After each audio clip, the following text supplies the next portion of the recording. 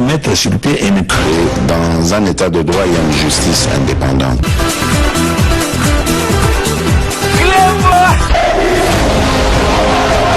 Ce n'est pas pour rien qu'il faut des causes.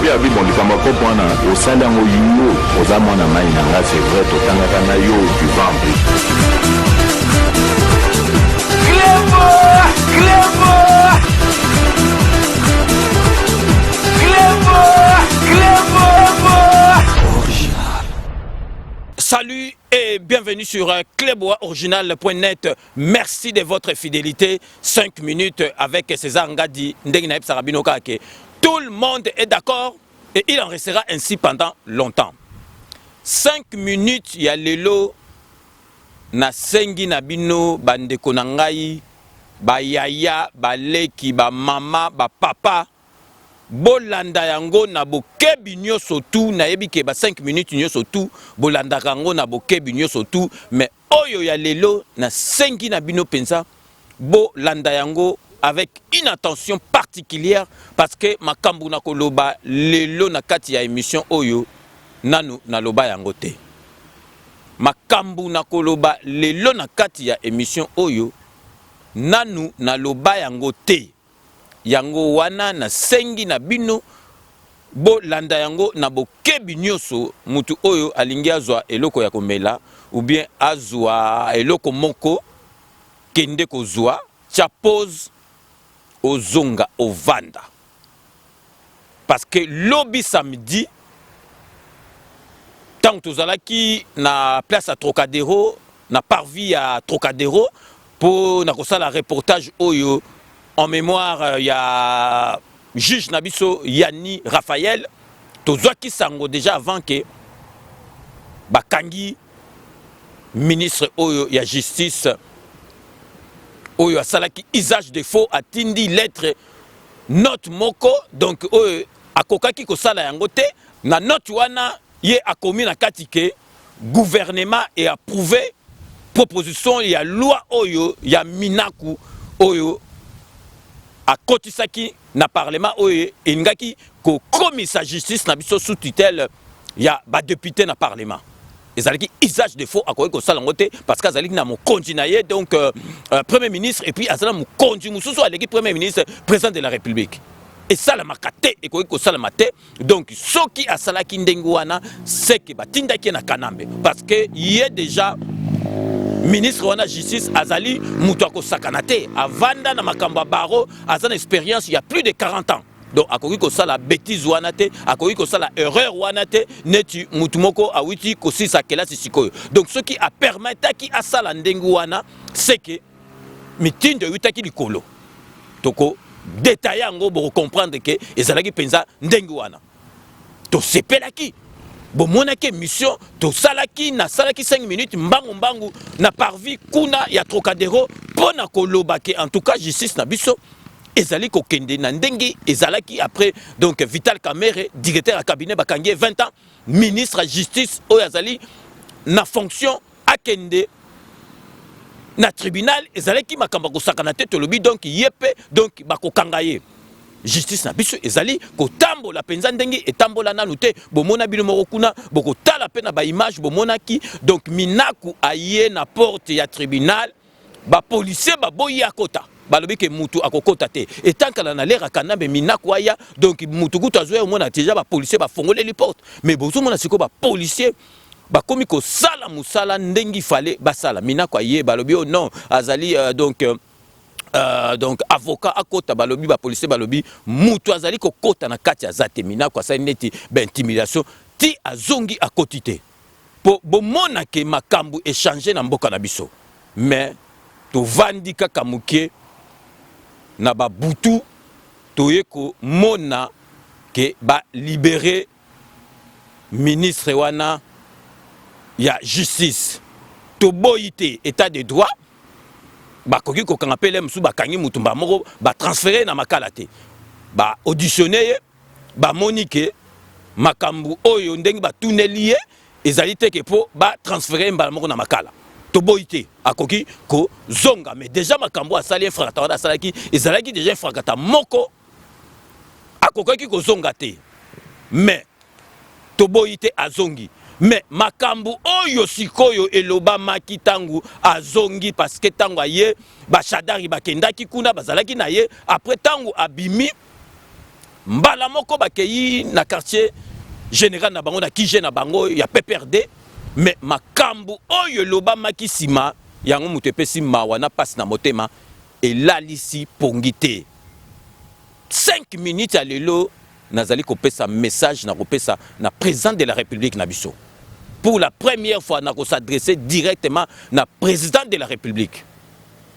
na ko tshela bino botala tangu abimi to boite akoki kobima ba auditionner ye donc ba monique ba koki ko transférer te abimi donc na lingi avant na continuer boyoka tangu abimi makambo azali koloba parce que liboso ba makambo suso mona balobaka na ba réunion na bango donc ba lobby au mona mutu moko azali wana abimisi fuite et commis et pas na biso mais ya mbala oyo ezali même pas fuite donc azali kolobango vis-à-vis boye azali kolobango devant ba caméra donc ça a se gêner donc tokoki kolobate ezali à la limite ya humiliation ezali humiliation par rapport ya président de la République na biso ndenge tozalaka awa. Donc vraiment abimi à lobby na ko tchabino boyoka parce que to tchabino bino ba preuve abimi à lobby que tangu ba soda ba ye belé na libanda donc abengi kuna donc ba confirmer donc azoro sala donc rapport na kanambe à lobby car tangu kuna na likolo ba yebisinga ke ko banga te e ko lekanango boye donc na komaki rassurer donc pobo mona karake donc kanambe azalaka na kati ya ba masolo nyoso tout oyo bango basalaka tango to ebisa bino qui ne dit mon consent donc kanambe azalaka lelo to pesi raison na makambo to zalanga to pesi bino raison parce que makambo nyoso tout bomo na mina kwa vanda donc yo zo mona justice ezo kene bien yo okene ko ça donc proposition ya loi moko bo pona ko casser justice ndenge ba minako wana tu na batutu wana FCC ndenge ba banga ka kanambe soki penza kanambe azalaka contre makambo wana kanambe ko benga bango bengi bango gaze bango ba kotika makambo soko monike ba continuer kana makambo ndenge wana c'est que kanambe mutatinda ka bango na lingi na kusabino bino moko bolanda boyoka tango abimi azali koloba boyoka ndenge alobi epesaki ngai pasi na mawana motema na piyo na njoto donc alobi penza ke tango ka kanambe yebisie kezala calme donc obanga na yote donc bala moko azu courage bino moboka oye alobaki na miso ya ba caméra na miso ya batu nyonso na ba camion na ba jeep baye ko na salimite na vandina na lino gana za bandite au contraire nga mutu nazo bongisa makambo voilà nazo bongisa solo makambo OK même sans entrer dans les détails parce que nga mwana na bino apesa na tango ya mukelo na lekisi na gouvernement je peux faire un bilan dans mon domaine bravo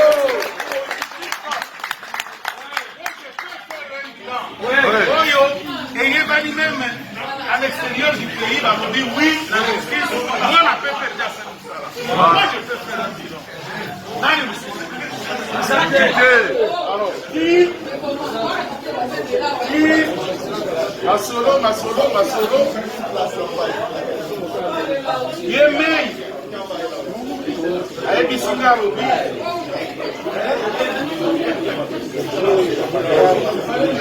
Bangelo côté. Yangoana Nazaraki, malgré entouré de gens d'accord, pour la Yémen, il y a si le gars qui commande le loco. Yangoana Nazaraki, malgré entouré de gens d'accord, pour la Yémen, il y a si le gars qui commande le loco. Nazaraki, après,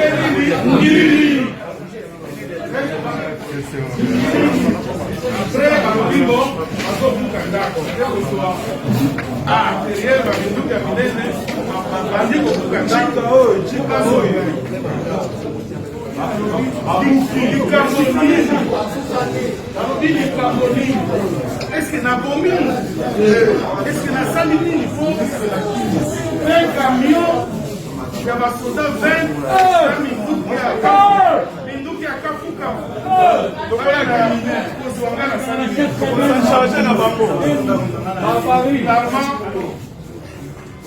En parlant là, sans entrer en détail, la lobby non, Kende Kobanga, Yangwara na Kende.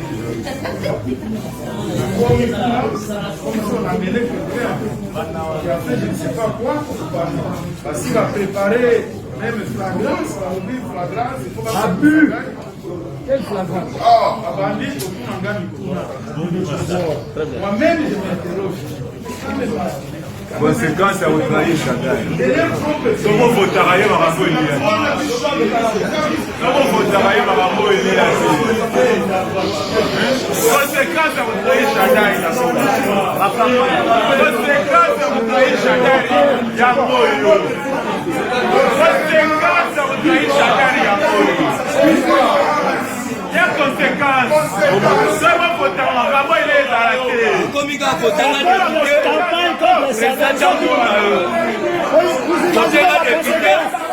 Donc bino moko boyuti koyoka alobi na munoko na yemei la kisi mukonzi ya bamikonzi donc mukonzi oyo aleki tolobake aleki même Félix Antoine Tshisekedi alobi ka tango yemei ayebisinga ke donc kobanga te ngala moko mbala moko nazwi courage Yemei ayebisinga alobi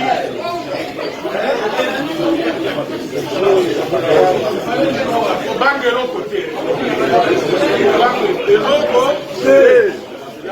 yango wana nazalaki malgré baentouré deja ndako etelemi mpona Yemei asi alobaki kobange eloko te bomoni azolo bango te kati munoko mai na munoko azolo bango vis-à-vis donc po bomona ka ke bongo so bazo sali kambu batuna ka kanambe mutu atindaka bango président de la République Fachi Beton omoni makambu oyo na politique oyo FCC azako luka et komi neti bakomi kosala buzz et komi neti buzoba moko et komi ya haut niveau donc mutu akoki kosilisa makambo na minute oyo ezali mutu musute président na biso Fachi ezali yo mutu mususu akoki kosilisa makambo te neti Yemei wana zali donc il faut tobanda na Yemei wana kosilisa Yemei pouvoir wana zali nango donc mutu mususu azali na makambo ya kosala ezali te président de la République le longai makambo ebele na kolobela yo awa nanu na lobango na émission te donc ezali humiliation donc bango na koloba bo excusenga terme ils ont rien à foutre na yo président de la République bazo sala ba déclaration sans gêne pona bango Yemei na bango ezali kanambe mutu atindaka bango tango ayebisi ezala calme donc ekoleka nango tango pa bimi donc to za komona ke donc eleki nango parce que kanambe mutu alobaki abima donc sikoyo tolo banano ministre ya justice a eu un fracas na justice ministre ya justice a commis na contrôle judiciaire donc azali mutu moko il faut a démissionner donc ce qui a démissionné neti président yo mutu onomaye il faut révoquer parce que logiquement ministre ya justice a kozala na problème na justice te donc ministre ya justice donc dès batika ki wana azali na contrôle judiciaire dès que tozo kazali soki na résidence surveillée mais a commis na contrôle judiciaire donc azali mutu moko te a kozala habilité azala sous ministre ya justice donc talana nous soni na zong seli bino sous ndambo yoka donc aloyi penza ke Yemei donc Yemei wana donc kanambe na bango tango ka masolo tango ba soda bazali banda bengi kuna Yemei na bango FC zala calme Yemei ayebisinga alobi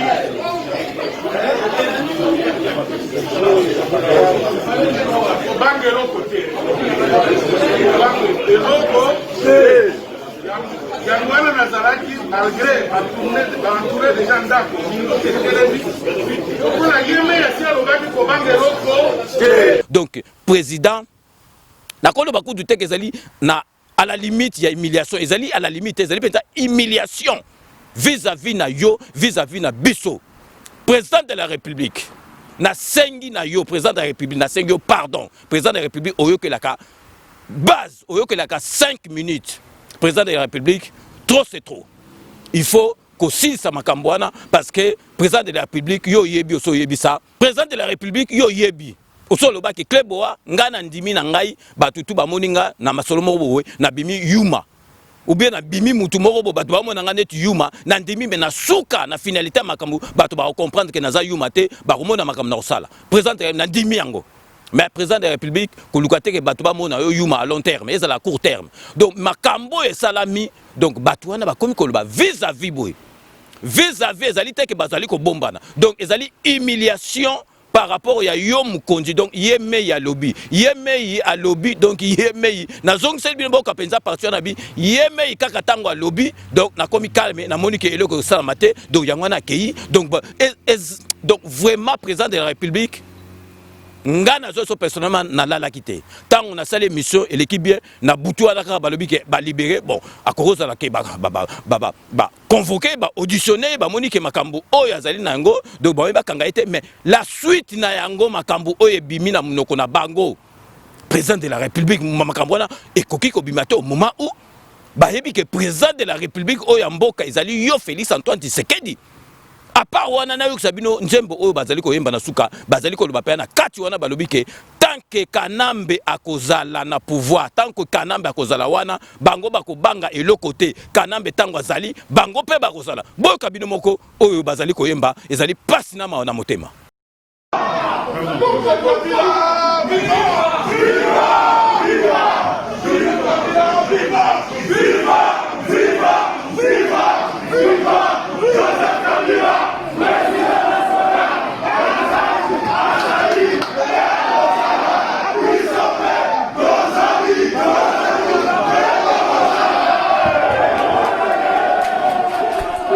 Donc président de la République batutu bazolanda biso boyoki nzembo bazali koloba donc ezali clair et net tango ke Kanambe azali wana bango bakobanga eloko te bako exister kaka yango na émission na ngati na émission makambo ne ko sala matanga ba Kanambe faut ma solo na mbunchu pe na dikosa bupia donc il faut esalama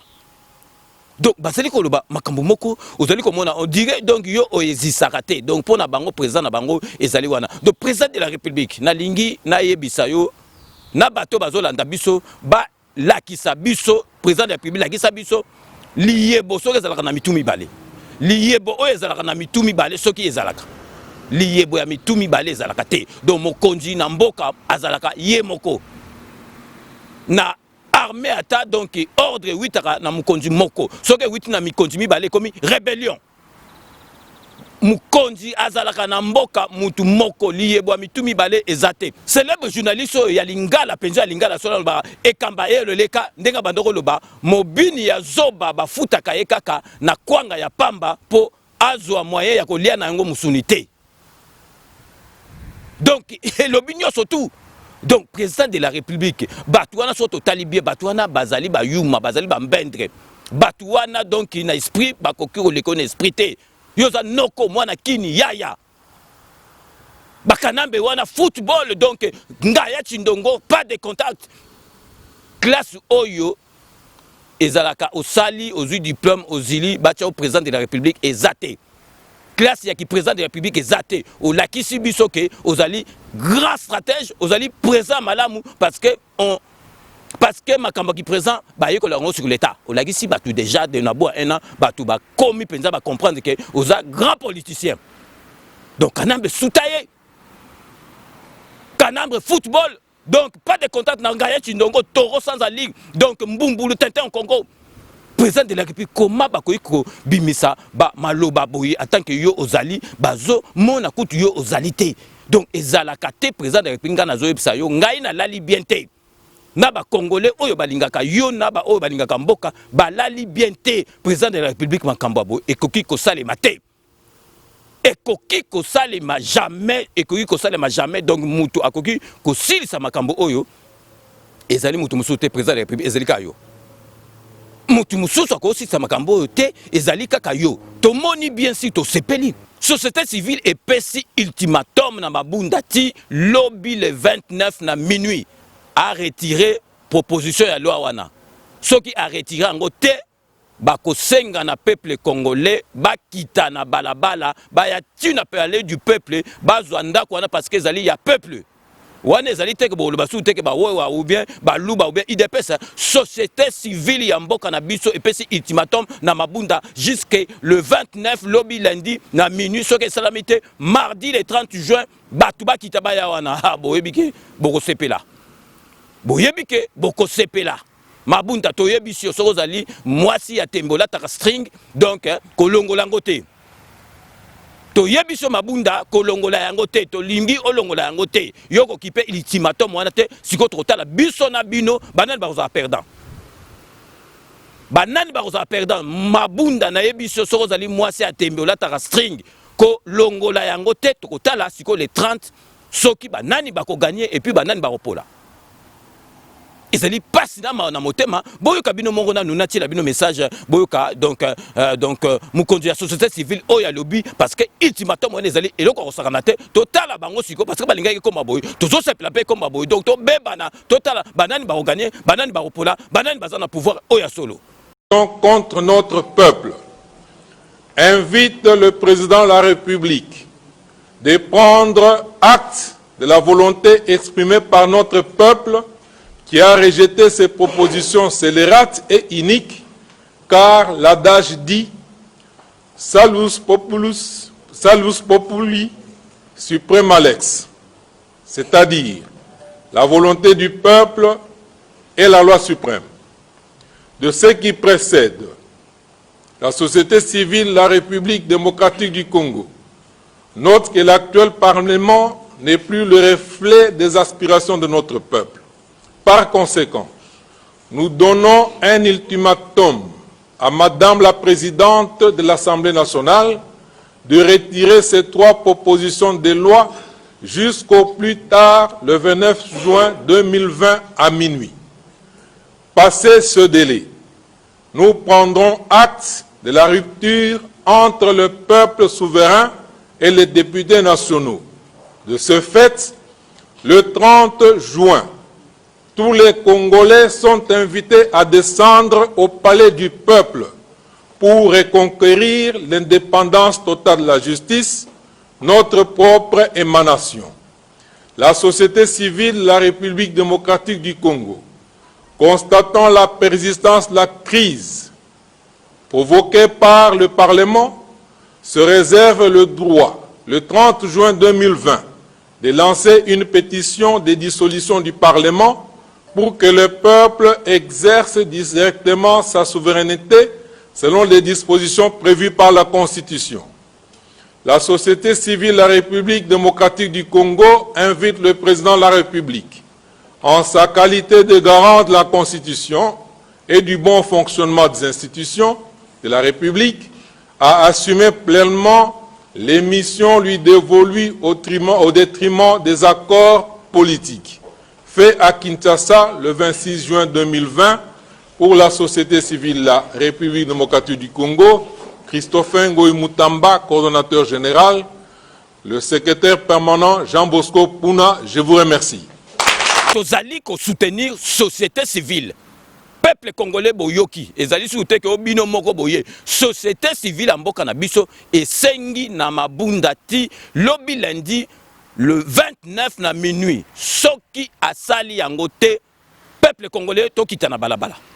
Peuple congolais mutu akopekisa mutu te donc basoda bakosala eloko te parce que ezali mitindo oyo epesani na société civile tokei bokoti na palais du peuple boboteli palais du peuple mbala moko dissolution pesalami abu pia parce que bato bakomi kosakana na biso bakomi kosakana na biso bakomi kosakana na président de la République bazo emilie biso bato basalaki 18 ans na mboka na basala eloko te siko bazolinga basala eloko parce que bamoni président na biso akomi kokene makambo batutu bakomo ndima ye balingi siko ba reverser babebisa makambo na biso babebisa état de droit oyo eza na mboka na biso ekosala mate botala siko kaka donc baseri kaka ya makambo oyo ya humiliation donc premier ministre aza kosala note atindi botala kaka manquement ya premier ministre oyo atindi président de la République à saisir conseil suprême ya magistrature atindi kutu ye moko te donc atindi porte-parole na ye moko kutu te ke akoki kolobela présidente mais atindi porte-parole ne botala humiliation botala humiliation président de la République au lieu premier ministre Goutazana doit ko pese benjokso te atindi kutu ye moko te par lettre ka moko note moko atindi donc porte-parole na ye aibisa président à saisir conseil suprême ya magistrature pour bakende kokanga bato yo bakendaki kokanga ministre ya justice est-ce que makambo boye et ça les maka. Déclaration de son Excellence Monsieur le Premier ministre, chef du gouvernement, à la suite de l'arrestation arbitraire du vice-premier ministre, ministre de la Justice et garde des Sceaux. Il s'est tenu autour du Premier ministre, chef du gouvernement, le samedi 27 juin 2020, une réunion à laquelle ont pris part les vice-premiers ministres et les ministres d'État au sujet de l'arrestation brutale et arbitraire du vice-premier ministre,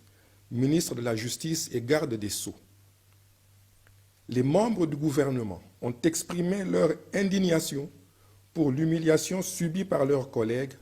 en violation des règles élémentaires d'un État de droit. Tout en lui exprimant leur solidarité, ils désapprouvent et condamnent cette arrestation arbitraire. Les membres du gouvernement ont relevé que l'arrestation du vice-premier ministre, ministre de la Justice et garde des Sceaux ne repose pas sur des faits infractionnels, ne rencontre pas les conditions de la flagrance et viole le secret de délibération du Conseil des ministres. Cet incident grave et sans précédent est de nature à fragiliser la stabilité et le fonctionnement harmonieux des institutions et à provoquer la démission du gouvernement. Le Premier ministre demande solennellement à son Excellence, Monsieur le Président de la République, de garantir le bon fonctionnement des institutions et d'assurer le respect de l'État de droit, de veiller au respect de toutes les procédures constitutionnelles, légales et réglementaires, notamment les immunités dont sont couverts les membres du gouvernement, ainsi qu'à leur sécurité physique et juridique. En ce qui concerne les délibérations du Conseil des ministres, le Premier ministre demande à son Excellence, Monsieur le Président de la République, chef de l'État, de garantir le respect du secret des délibérations du Conseil des ministres consacré à l'article 27 de l'ordonnance numéro 20/016 du 27 mars 2020 portant organisation et fonctionnement du gouvernement, modalités de collaboration entre le Président de la République et le gouvernement, ainsi qu'entre les membres du gouvernement. Aucun membre du gouvernement ne peut être poursuivi pour des opinions émises lors des délibérations du Conseil des ministres. Le Premier ministre demande à son Excellence, Monsieur le Président de la République, chef de l'État, en tant que garant du bon fonctionnement des institutions, de saisir le Conseil supérieur de la magistrature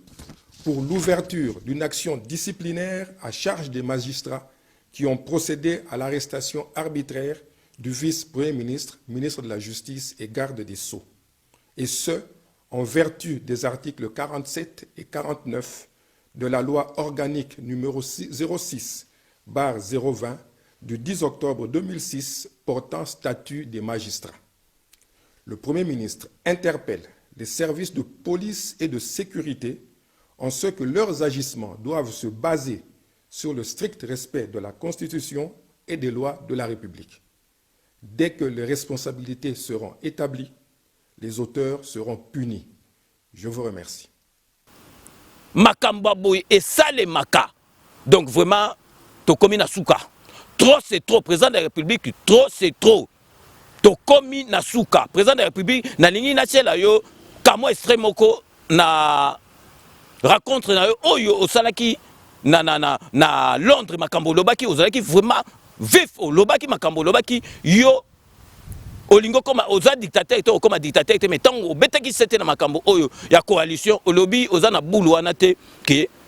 o dissoudre ou bien o sala masolo moko boye na ndenga fo soki bazolanda makambo oyo ozoloba opema mais soki bazali kolanda makambo oyo ozoloba te na ndengi ya intégrer peuple te on est obligé d'utiliser bic rouge. Président de la République, yango yo bic rouge yango il faut ebima et ça la masolo nango président de la République na tchelio oyoka oyo moko lobaki na Londres na adresse na yo na diaspora nyo surtout bazalaki wana olobaki ba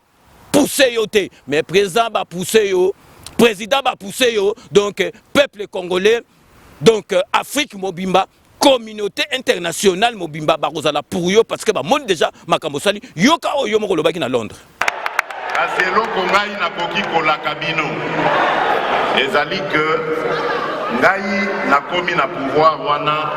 na volonté ya peuple na ngai na nzambe oyo akela ngai na komi na esika wana na volonté ya moto oyo nzambe akela te Donc, mission Nangai et Kozala pour servir d'abord mon peuple. Oyo nyonso à côté les mananzela Nangai. Surtout ceux qui azali ministre oyo ngai na nomaki. Kombo na ye Big Rouge.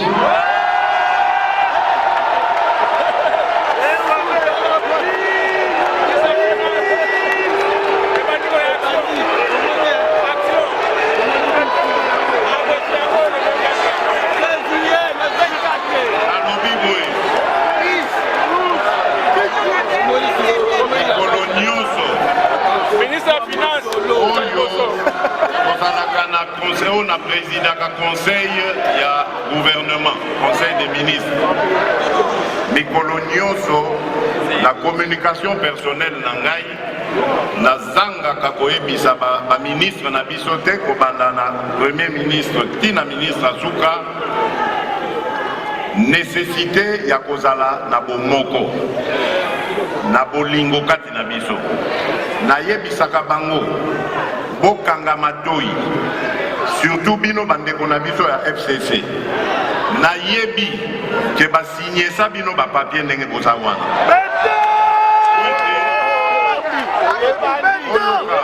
na yebi ke ba signer ça bino ba papier na bino ba démission déjà c'est ça déjà signé so ko yebi a côté mais na lobi awa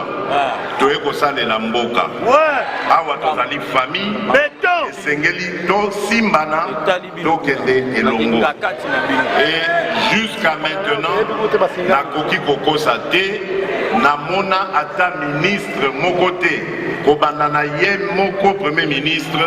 tina ministre Azuka oyo atelemela mokano na ngai wana mais na yebi po bayaka koyebisa ngai toyokana bayaka koyebisanga bango moko que président tozali ko subir ba pression batu misusu kati na biso balingi tosalela o mosala te alobi na bango na lobi etali bino oyo nga na lobi yango nde ekosalema oyo nga na kani yango nde ekokokisama Congolais apesi ngai mission sima ya mbula mitano Congolais akoya kotuna ngai nde bilan akotuna bino te yango wana nalobi oyo akolanda mibeko na ngai ta préféra na ndo ya famille politique na ye kombo na ye bakomi kopesa biso baintention oyo toza nango te balobi soki mbula moko ekoki président le quoi constitution et lobby à dissoudre l'Assemblée nationale. Et quand on lobby, ce qui a dissoudre l'Assemblée nationale, ça veut dire que crise est côté Namboka. Donc on a coquille qu'on dissoudre l'Assemblée nationale tant que crise est alité. Mais ce qui repousse na crise, ce qui a comme que mission na yeli na moto ya mboka ya kosane la peuple na ngai okomi ko bebisa yango suka nini dissolution. Président de la République yo moko oyoki oyo lobaki na Londres donc ta yango ekoki ba pousser yo ozaki na boule wana te mais sikoyo ba pousser yo na boule wana il faut président de la République solution mususu ezate bato wana il faut to bebana na bango talala nous donc série kaka yaba humiliation donc na yebite c'est le monde à l'envers bota muto kwa Shadari a komi ko lobaki azali ko s'inquiéter ndengi dictature et komi ko s'installer na mboka na biso Congo. Quelle dictature na yebite soki mowana mutu na ezasu bien te c'est le monde à l'envers dictature ezali ko s'installer na Congo ye akolo besoin makaba dictature ezali ki na tangu kanamba azalaki sikoyo justice mutu ezali ko s'installer na ndenga bien donc mutu loka Shadari azali ko lobaki non azali ko s'inquiéter ndengi donc dictature comme kosado so ba komi ko kanga batu na bango bazoko yiba ya bengi en dictature mais Shadari à ta place j'aurais honte et puis c'est le monde à l'envers ozali ko loba makambo ko bona ebite soki ozali ko imaginer makambo ozali ko loba donc vraiment ezali pas sinama on a monté ma président de la République donc vraiment président de la République il faut prendre le taureau par les cornes. Donc il faut aussi ça masolo. Mutumsu saza na masolo ya kosala te. Donc masolo est commis yomo comme toi aussi ça et puis président de la République. Biso toza na conviction. 5 minutes avec ses angadi. Clébo original toza na conviction to yebi. Yango toza la simana yo omona biso teke o to bengi yo be to bengi conseiller moko to senga iloko to senga yo na iloko te parce que tozo sala on a conviction na biso parce que to yebi ke ekosimba. Un jour tango ekosimba to yebi ke président na biso abosa na kabatu na été. Tozo sala ngote ke pona iloko toza la conviction parce que to yebi yo ke oyo ko sala soki penza ovanisi tempo ekosimba. Donc vraiment président de la République sala oyo il faut la que ça batu wana ke yo mutu ozali ko diriger mboka to lobi ke liebo ya mitu mibale za la raté président yo mutu ozali na kata masolo donc sepilisa peuple na on a dit que président de la République oyo ke la peuple orolingate ke peuple s'ouvrir sepilisa peuple la yo d'ici le 30 juin ba sepela na yebi ke ozali na poso sepilisa bango président de la République. Président de la République, talakaka exemple n'Angola. N'Angola président Oyazali, batiaki na prédécesseur na yem tapona qui est azalawana. Siko prédécesseur na wana azala. Président Angola tanga ye amoni makambo clarté prédécesseur na ye donc un fragata prédécesseur abima. Yokutu bozali famille moro politique. Donc il faut et ça les mandengwana donc jamais donc mboka ekozala na ba net na ba chef mibale yo lobi boye côté kuna mutu moko azali kuna sala le côté na mboka azoloba ndenge mususu na Haïti président komaki wana président wana komaki azaki sango abazola ta sultan metanga komi président a tel ennemi masolo a changer boule a kosi boule président la musique donc a commencé la makambo ya ba sultan te to le président ou comme un dictateur non mais il faut changer boule ou changer penza boule donc au continue esprit à la musique donc au continue esprit canaille donc pour batona bazaba yuma yo timba ko le kabango donc ba ko yela biso te ke ba yela biso ba contre ta bazaba mbumbulu ba tenton Congo le taureau sans ali président yo timba donc la kisa bango penza président c'est pile sa peuple président na sengi na yo sepeli sa peuple na yebi ko sepeli sa peuple donc vraiment ezali passe na motela ba sengi mususu ya ba jeune soko ya PPRD bazali ko se permettre parti oyo et yoka passe depuis Mobutu président bino tant ozali ba adolescent président bozotanga na ba classe mona botangi lobi bokeibo bazozong sabino tina bamboka likolo ya parti ya UDPS lelo ezu pouvoir ba sengi oyo soki ba jeune ya PPRD bazali ko loba bazali ko senga radiation ya parti net UDPS est-ce que ko salama radiation ya parti net UDPS et koki penza ko salema donc président trop c'est trop ezali goutte oyo ezali et déborder vase c'est la goutte qui fait déborder le vase président donc to komi na suka ndeki pe to kebo to kende kaka donc to kozonga sous simate parce que makambo et c'est salami boye donc to kozonga kana simate pour te se calmer to komi donc à 2 jours il y a anniversaire, il y a indépendance nabiso, il y a 60 ans il y a indépendance nabiso, mais batuti le lo bamsusu bazangi ba mai bazangi ba courant. Donc pour na ko kiti sa calme, nazali ko yo ki sabino mundule, il y a donc artistes et musiciens au présent ozali ko senga pendant ba fête il y a indépendance, il y a présidence parce qu'il y a zali artistes munene de renommée internationale, nazali ko sabino ndenge a interprété. Donc Jembo il y a indépendance tcha donc nazali ko sala légion na Delvis El Salsero boyo kamundulu il y a indépendance tcha ndenge yembi on na esengo donc équipe sabiso nanu mitema pour to continuer. Merci d'abord à mon ami Daniel, comment vas-tu? On aura tout à l'heure l'occasion de discuter un petit peu ensemble. S'il vous plaît, Delvis El Salsero Del Piero, s'il vous plaît.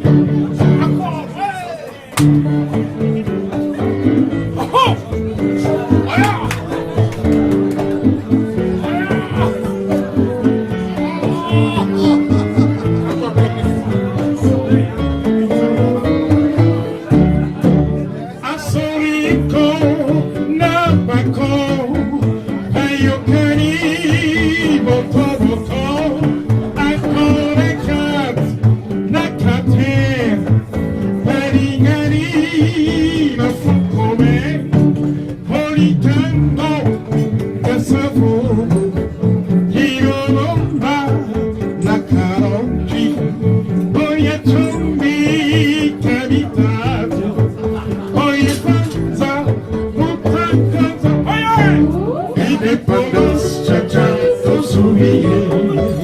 Olipanza, Tcha-Tcha, Toubaki,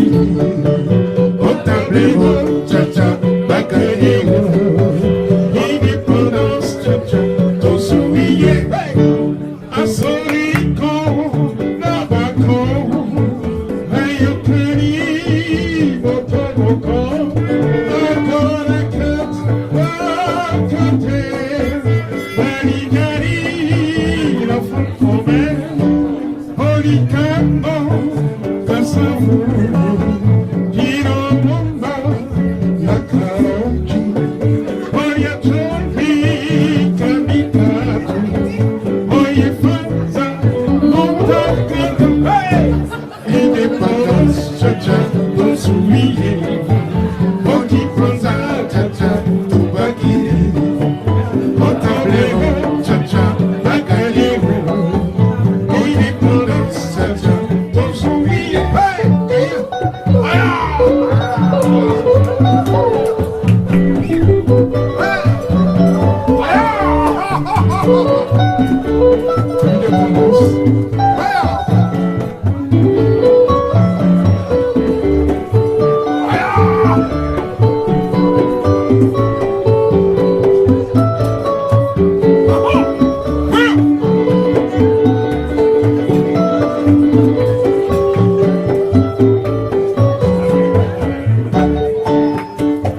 Inisina Ishiko,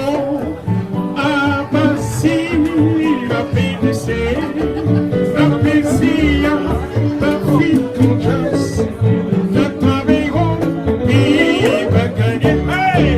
l'indépendance, Tcha-Tcha, Tosoulié, ensemble, Okipanza, Tcha-Tcha, Toubaki, Otablero, Tcha-Tcha, Bagagé, Indépendance, Tcha-Tcha, Tosoulié, encore, Indépendance, Tcha-Tcha, Tosoulié, Okipanza, Tcha-Tcha, Toubakidi, Otablero, Tcha-Tcha, Bagagéro, Indépendance, Tcha-Tcha, Tosoulié, canon,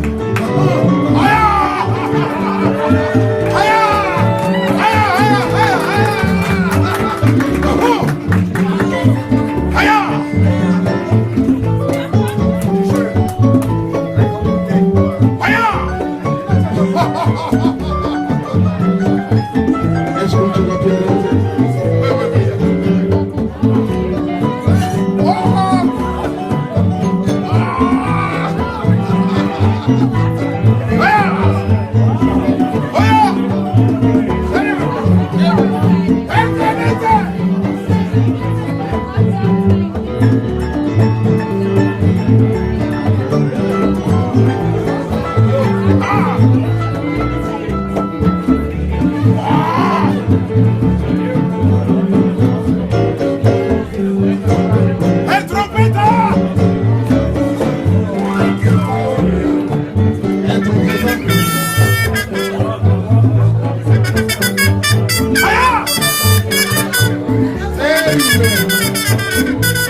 El clasificante es trompeta.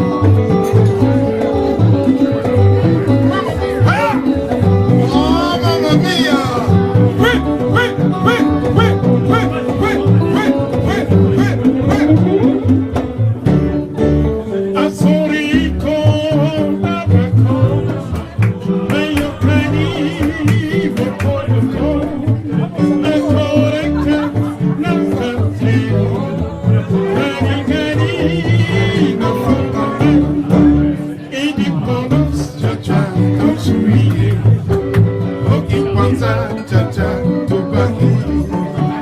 Au tableau, cha-cha, Bagaïmo.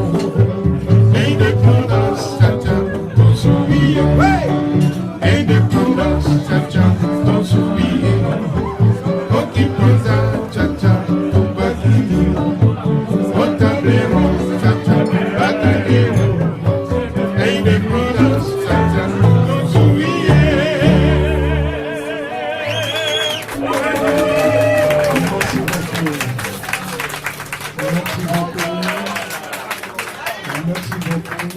Donc président de la République talaka makambo susu o tozali komona o tozali ko comprendre été donc to la sabine dans l'image boko mona penza donc bato oyo a PPRD ba jeune a PPRD ba se permettre ba kende tina quartier général ya UDPS ba keina ba machette na ba nini po ba kata bato ya nini donc ba zongeli makambo na bango bando sala na lera kanambe donc makambo bo ikoki ko sale mate. Donc l'accès dans l'image botala ndenge bakangi bango donc bakangi bango bapesi bango na police donc bayena ba machette bayena ba biloko po bakata kata bato to monaki ke commissaire donc Broukoumès ya Barumbu ndenge apesa ki ba misusu ba boyaki mais bo moni preuve que zali makambo solo donc bakangi bato oyo batindaki na Broukoumès donc bato ya PPRD ya FCC baya ko kata bato na machette ndenge bandoko salama na lera kanambe o makambo de sili botala bino moko na bilili ezali pasi na motema président de la République en tout cas makambo oyo il faut esi la kaka esi la donc d'ici avant les 30 avant 60e anniversaire indépendance biso masolo oyo il faut esi la abu pia ozomona wana kati ya mutuka oyo baya bato ape perde bakangi bango vima liboso ya permanence ya parti baki na bamachete base bakangi bango baoyo ozomona oyo baje ape perde bakangi bango la polise yango na kati ya tokangi bango awa tokangi bango na kati ya base ya UDPS tokangi bango tokangi bango base bakangi bango pa président Cheko Beya ezo batie bapesa na boko ya la police bakei vraiment bayeba sa tubla ma tokangi bango bavantier. Donc bino moko bomoni donc président de la République yo moko moni donc bambongo oyo bazo pesa bango ezali bambongo kaka oyo bango moko bazali ko sala tala ba jeune aboy ba pesa bango ba machette donc ba pesa bango na ba 40 000 francs congolais wana oyo bazo sala bango mona kingakati donc ba ya ba se permettre donc ba bangite ba yeti na quartier général ya UDPS ba kata baton ba machette est makambo ezali ya on a président de la République soko moni donc Mouzé Kabila oyo mais même so pe ba Rwandais a sala ki tout dans 3 mois à démonétiser mbongo na biso yo penza présent ozali na ba moyen nyoso tout ceux qui masolo esili kolongola mbongo wana libabe o démonétisango to changer masolo donc to zongi na makambo to asika patango to changer makambo parce que makambo o to zali komona président de la République et salemate yango na président de la République na sengio sous pardon na sengio pardon sepelisa peuple na yo sepelisa peuple na yo parce que yo olinga te que peuple na yo souffrir olinga peuple yo souffrir te soki peuple zo kapasi ezane tu yo zo kapasi peuple alingo sepelisa ye d'ici le 30 juin président na biso donc na ebike ekosimba FCC bilobela bolobaka kaka oh coalition wana tokobima to FCC soki bozali ba mibale ya tembe basi ya tembe bobima na coalition totala soki bino na biso banani ba perdant. Parce que ce qu'on a na colère, on go botter mutu, faut botter tout de suite. Oh y a tes lobby, oh trop tard la lobby, non, colère vidée. Ce qu'on go botter mutu, pas un coup de tête mutu quoi. Ce comme oh lobby trop tard la colère aussi là. FCC bolongo na coalition totale bino. Et puis vous avez son attente parce que vous avez déjà un ultimatum jusqu'à les 29 lobby na ministre de salamité donc société civile en boka na biso peuple ko kité yo na palais du peuple to botter le pouvoir to botter le masolo tout à bout pia. Donc, Ezali Makamoko, président de la République, donc dès que comme il c'est Sopani, ceux qui m'a foutu Sopani au Gogozong Sasouté. Donc, c'est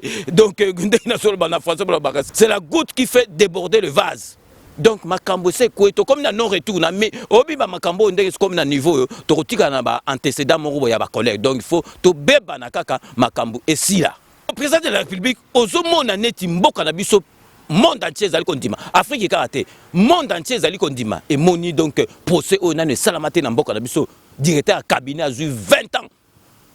procès en direct na TV na radio et tirel siko ba dossier ba Masaro na ba Mida amida babengisi kuna maladie donc barozoyer kalaté donc bazotala siko totala suivi ya masolo après totalaki pe ba PDG na ba DG bakangaki bango donc ozomona mboka na biso ndenge bandi kokende na makambo tutu bakomi ko envier biso bongo sikoyo bino boyelaka biso ba contre état ba projet de loi moko ezanga tina ya koloba ba bilobela moko boko soki ya ndenge nini président de la République tosengi soki prison kuna etondi ya makala etondi donc réhabilitation ya baluzumu ya babulambemba kuna to ba misusu kotinda bango neti caméra zu 20 ans kotinda kuna na mbulambemba akono aussi sa prison parce que aussi sango karaté na makala to mona na poto so zu donc prison moko molai bazo changer na ba prison donc ezali pasi na ma motema président de la République na sengi na sous président de la République pardon c'est pile sa peuple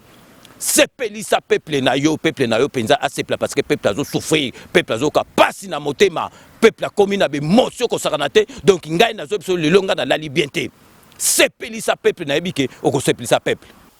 donc président to sengi na yo ba frontière tout ezala ko kangama mutu akoko kota me mutu akoko bimate mutu tout azena kati kuna donc ba kangyo enfakata OK prison donc mutu to o na ke wo so na ke bo mutu akobimate mutu kutina veille président donc mutu to azana kati mutu akoko kota me ko bimate soki ba kangyo kaka enfakata prison donc mutu ta ya o mission de service libanda président de la République ba frontière la biso e kangamati na suka tito ko simba masolo to ko sisa masolo mutu kutina veille donc vraiment to marqué na une courte pause boyebika ke partenariat oblige donc tozali na ba deux partenaires na biso Ethernet tozali na Sepela TV na Romain Ilunga donc to Chelibino Bolanda ba partenaire na biso mibale donc restez connectés sur cluboriginal.net. À tout de suite. Sepela TV et yena makambu ya sikali susu. O ba chaîne ya France eza kati. Ba chaîne ya Congo eza kati. Ba chaîne ya Londres eza kati. O ngomona makambu ya politique ya sika. O parti AA eza kati. O parti BB. O CFAIO eza kati. Ya Sepela TV. Bouquet comme ya muke boye. O tina poche voyager na ngokelo partout lingi. Na bouquet na Sepela TV. Sepela TV. Mais ma biso n'engozo mais ma biso wana 4K. Machine ma daka. Sepela TV.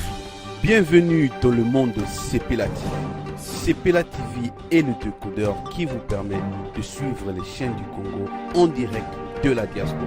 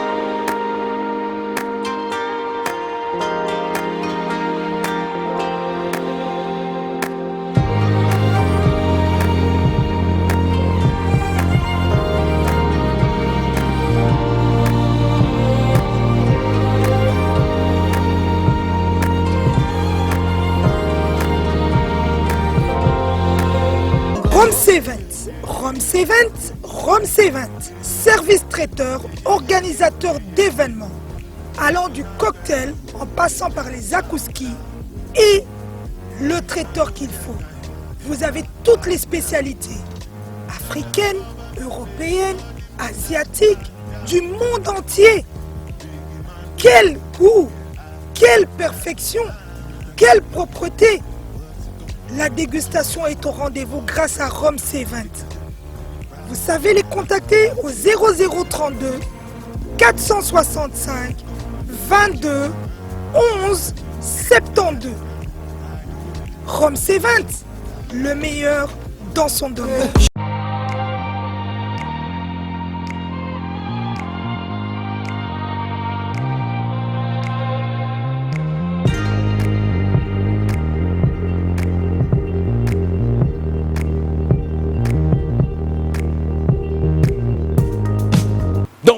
Bolandi ba partenaire na biso donc to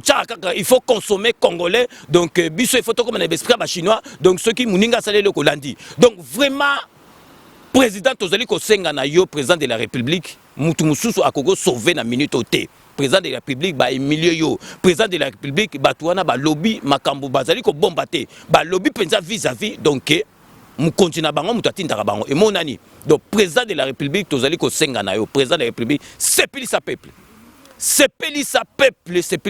parce que peuple a commis ko souffrir yo okoki kolinga jamais peuple a souffrir donc peuple a commis ko souffrir sepelisa peuple na yo talaka ka vraiment donc makambo zo kende bien makambo zali ko kende bien justice zo kende bien yo ya na proposition ya loi moko ezali contre justice et c'est ça là. Donc yo mo moni que société civile et continue masolo ngo et penza peuple autorisation va se prendre en charge. Donc ultimatum wana penza tozali na sima tozali ko surveiller ngo donc lobby le 29 na minuit mabunda soki olongoli yango te mabunda ngana zo senga na yo soko lataka string longola yango te tika yango ko longola yango te total ndeki to suka et puis peuple déjà ba pesi bino autorisation officielle. Autorisation officielle lobby le 29 na minuit salamité le 30 mukolo ya 60e anniversaire indépendance bo kiti na palais du peuple ezali palais ya peuple bo ki bien palais ya peuple bo botoli pouvoir na ba médiocre wana o bazali ko sakana na biso donc vraiment ezali makambo moko penza et comme elengi président de la république toza suna choité président de la république va pousser yo le baki yango ke bango so va pousser jusqu'au bout donc président de la république mutuaromo no esprit à faux azalité donc président de la république makambo wana président de la république c'est plus sa peuple donc sikoyo nazali ko recommander bino donc vraiment batu nyoso tout oyo balandaka 5 minutes bo s'abonner à compte YouTube il y a Adi Londolé parce que à partir il y a le 1er juillet Adi Londolé a accéléré ma solo donc bo s'abonner na Adi Loba TV bo s'abonner kuna parce que ma solo ya kitoko et bandi kuna donc nazali kolakisa bino botala bino moko niveau ya ma solo il y a spot publicitaire il y a Adi Londolé bolanda et puis bokomona ke bozala déjà ya ko sepela.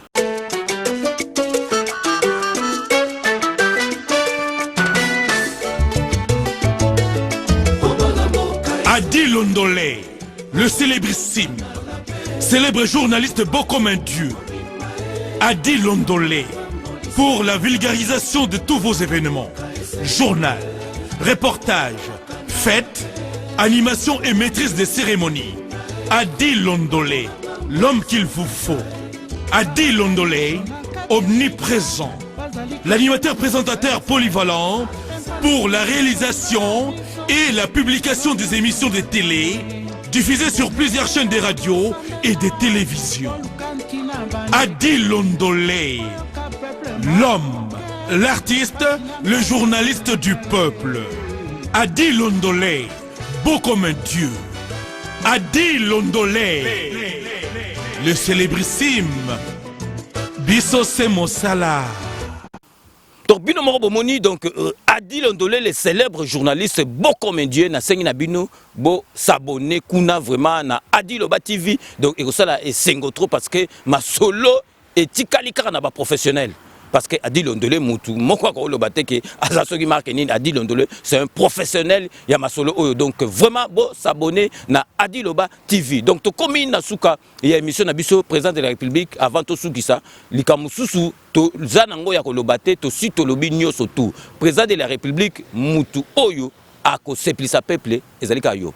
Donc, t'as la humiliation, président de la République. Au moment où vous allez président de la République, vous allez un palais présidentiel. Donc, vous allez belé mon arayote. Mais si vous bison dengi to la libanda à président de la République, batu ba mon arabiso, batu ba sekarabiso ceux qui ça va pas, bazo sekabiso yo moi elem sou ba atteindre vous êtes biso to zali en contact na peuple. Bison dengi to le batu zali pont entre yo na peuple na yo. Donc, to mon arapasi ya ko sakanate président de la République, c'est pile sa peuple. Toyebi ko sepelisa peuple batone faut like sabango ke yoza noko ozaya ya batone ba toro wana ba mbente wana donc ba ngaya chindongo wana ba ko kumbela bisote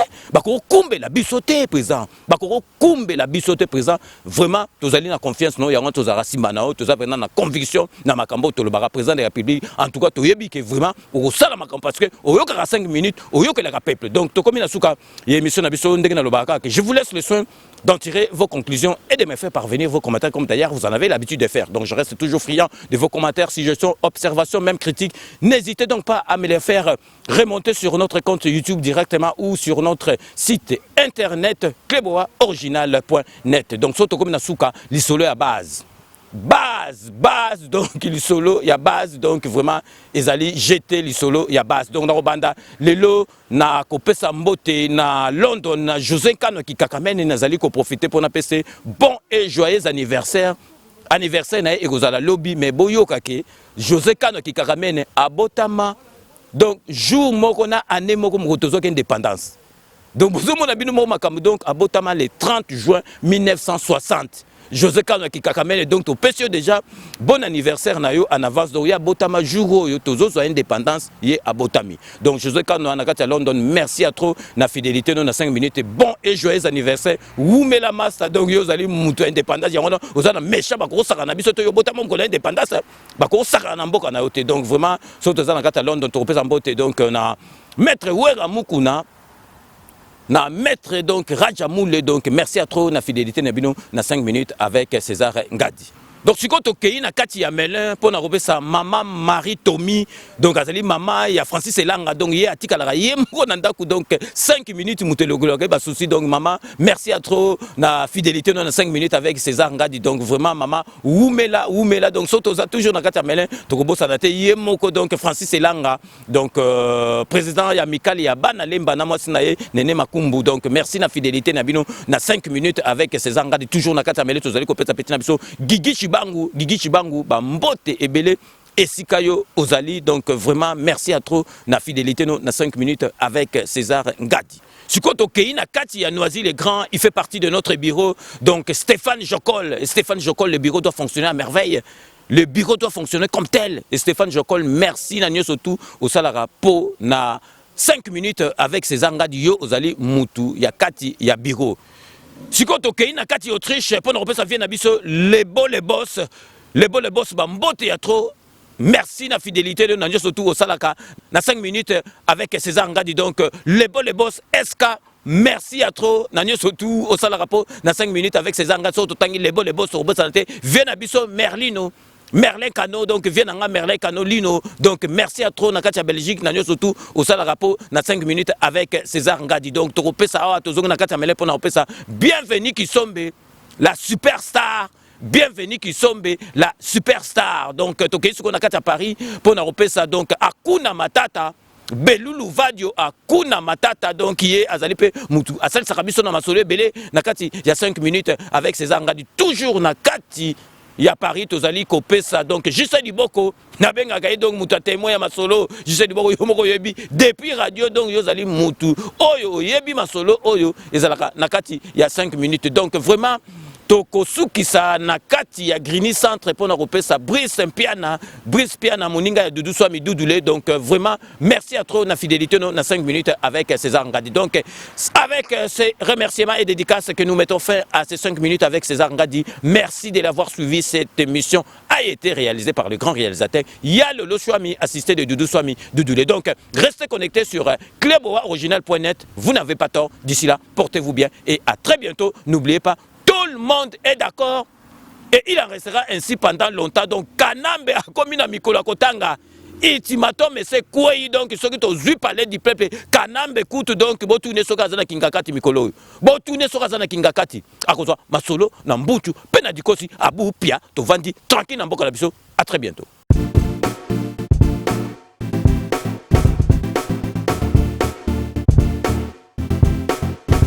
On doit mettre sur pied un état. Dans un état de droit, il y a une justice indépendante.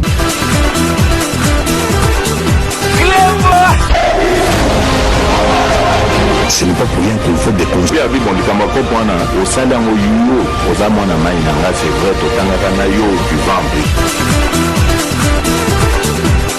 vrai,